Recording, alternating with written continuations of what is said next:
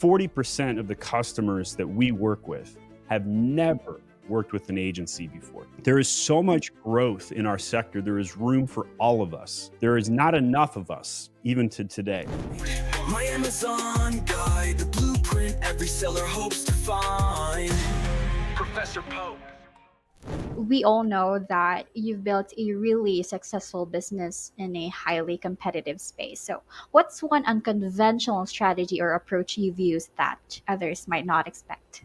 There's two things that really set apart what I chose to do as I built the agency. The first is I never really went to physical conferences.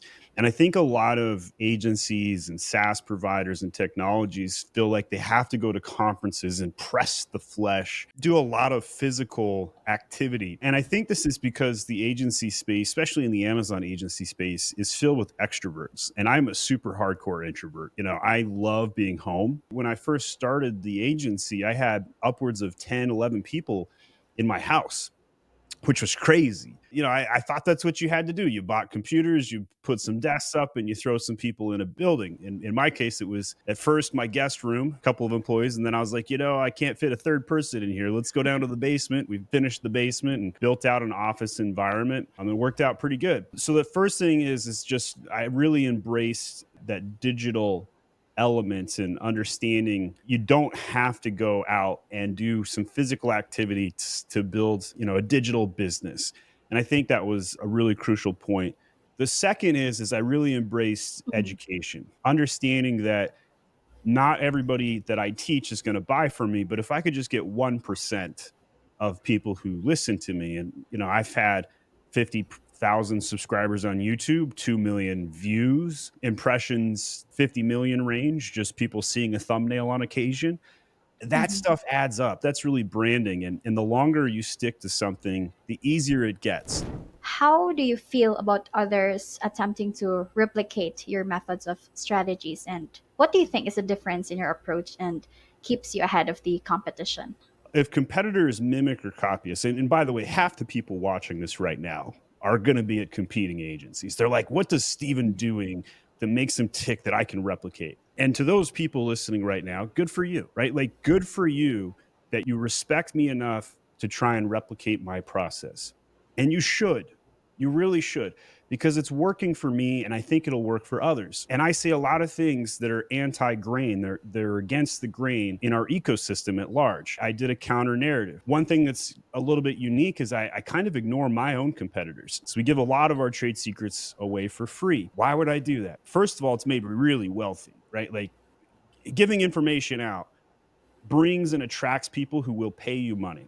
So there's obviously a selfish interest there.